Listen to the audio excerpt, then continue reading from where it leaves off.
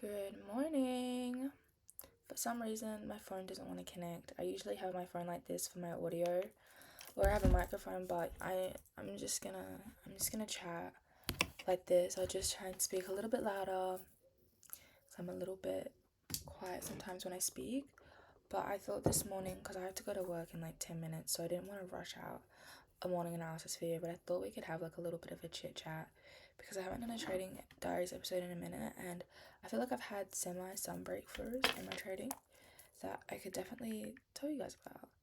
Let me check my notes, but basically I figured out, this is probably that number one topic of discussion. I figured out how to zone trade. I figured out how to do the consolidation trades, and I'm so grateful. Oh my goodness, so grateful. Yeah, I couldn't find any notes, but I'm so grateful that I found that, and I've been back testing it, and I've actually managed to find a lot of good entries. So I think I'm going to just back test the zone to zone entries a little bit more, get a little bit more data on what I can expect to see in terms of frequency of trades, and in terms of like R to R, in terms of like red flags to kind of see when my trade won't hit, and like green flags.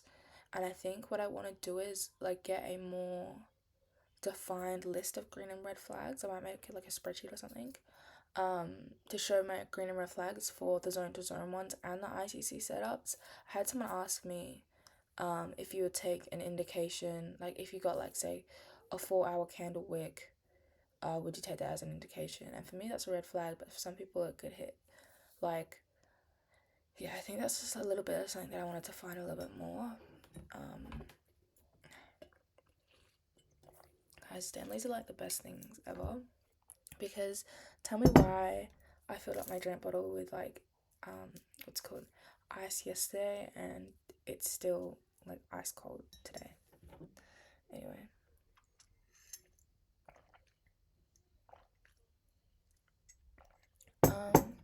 but yeah, the zone to zone trading, like I think the way that I kind of figured it out was, instead of taking notes and writing like diagrams, is that what it's called? Gosh, I haven't said that word in like forever. I mean like pictures. Instead of like drawing pictures of trades by size like setup, like, because I swear it's like every single video he kind of talks about ICC, but on those trade breakdowns that he has on his channel, there's a lot that are zone to zone entries and zone to zone exits. And yeah, I don't know, I was just listening to like his actual words, like I was like this, like looking at the screen, like just like staring and just trying to like take in any of the little hints to the strategy that I could. And again, like I was just rewatching his videos over and over and over again, like his trade breakdowns that I didn't understand. I was just literally watching them over and over and over again, and then it finally clicked. And I feel like obviously it sucks to have to, not, it doesn't suck, but it's a little bit more challenging having to do it that way, but I don't mind, because I still got what I needed to get at the end of the day. But I'm getting there with the zone to zone entries. I want to back test it a little bit more. I don't feel the need that I need to like forward test it too much. I've been doing a little bit of forward testing. I've been doing, to be honest, I haven't seen my perfect setup. I haven't seen it very much this month, and it's getting into the 21st of November. It's the 21st of November, and I haven't taken any trades on my live account. Yeah, I'm a little bit salty about it as well, but I mean, it is what it is. But I just feel like gold at the moment has not been giving very good entries and very good market structure. I just feel like it's not been a good instrument to trade lately. I feel like when gold is good, it's good, but then when gold is bad, it's like it's bad, and I just can't trade it.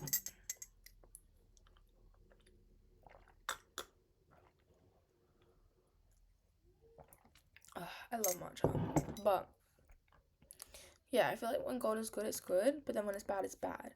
So Nasdaq has been really clean for me. I've taken, I think, 4 trades on a demo account this month, which doesn't seem like a lot, but the price action has been way cleaner to trade. It's had way cleaner setups. Like the setups have been clean, and there's been like somewhat other setups that I've like observed, but it seems very clean, and what's it called? It doesn't wick as much, I've noticed, which is good. Like say I want to take an entry above a level, sometimes gold will wick above the level and continue down and not give like a candle close, but Nasdaq doesn't do that too much. Obviously you can only trade Nasdaq really in New York session.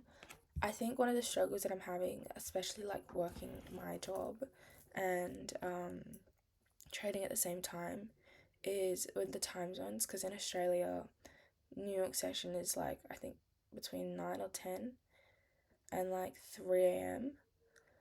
So every state's different, but for me that's kind of like the time zones that I'm looking at. So it's obviously late in the night, and I'm definitely more grateful that I'm in Australia than in America and having New York session during the day, because I feel like, especially once I am profitable, it's gonna be amazing. Like, because I can just do my work at night, and I work the best at night anyway. I tried to be a morning person for a minute, and I think I do work well in the mornings, but the nights is just next level. Just get into a whole different flow state, but yeah, I just feel like it's been a little bit difficult to try and get the sleep that I need. And then also like having this channel, absolutely love it to bits. Doing the morning analysis in the morning is becoming very difficult, because I'll go to sleep at like 12:30 or 1, trying to trade New York session, and I start work at 8 a.m. and then I'm trying to wake up at 6:30 and survive off of like 5 hours of sleep, which is totally fine for a night or 2 nights.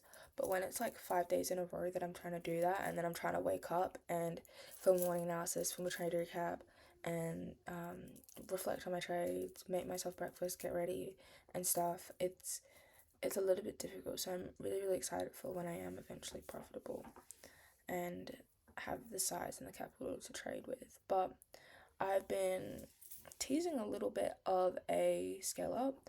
I'm looking to scale up really soon, because I don't want to like take more trades. Like, obviously I've been studying the zone to zone entries, and those have been good. They've been giving me more opportunities, but I don't want to be like trying to force trades. Like, I think the frequency of trades that I'm taking is good, because I'm really choosing to sit out where it's not good and get in when it is good. And considering that I've had, I think it's five now trades that I've had on Nasdaq, or it might still be four. 4 or 5 trades on that. No, 5 trades on Nasdaq, 75% win rate.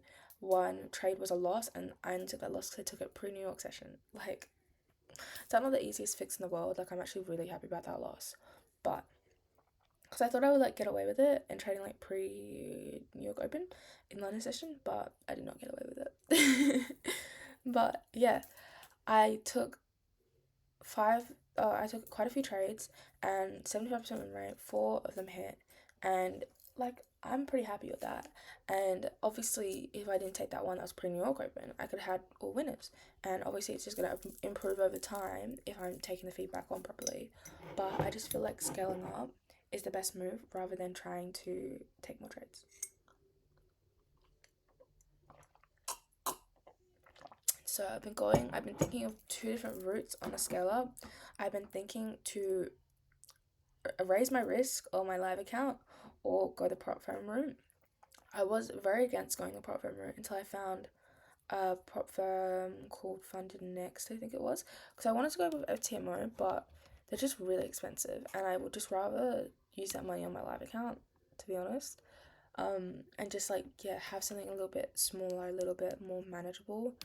But yeah, it was the FTMO and Funded Next, like the fact that you can like execute and stuff on MT5.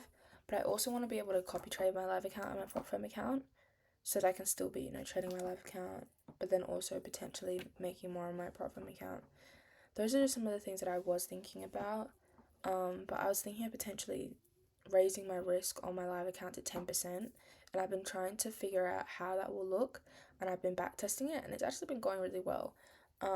And I think raising my risk is definitely the move at some point, because I was back testing it on like all the months of last year, and then I also do all the months of this year, just to get like a better idea and just get my reps in for my strategy. I know that back testing obviously isn't the same as forward testing and live trading, but it's helped me so much in just being able to identify and analyze better. So I just want to continue doing that and see what it looks like with being sized up. And I'm also doing my zone to zone trading there as well. And it's been looking really good. It's been looking like 40% gains. Like, how insane is that? A 40% gain on an account. Like, it's crazy in my mind. It's like a little bit mind blowing. But it's honestly been going really well, risking 10%. So I'm definitely in two minds on whether or not to go the prop firm route or just to raise my risk. But yeah, it's things that I'm going to figure out at some point. But yeah, I'll probably do a little bit more research tonight. I'll probably do another Trading Diaries episode tonight. But I just wanted to have a chat, tell you guys where I'm at, and I'm gonna get ready for work. I have 4 minutes. If that doesn't tell you how committed I am, I don't know. Oh, I'm literally in my pajamas and I get ready in 4 minutes. Anyway, I'll speak to you guys later today. I hope you guys had an amazing trading day, and yeah, bye.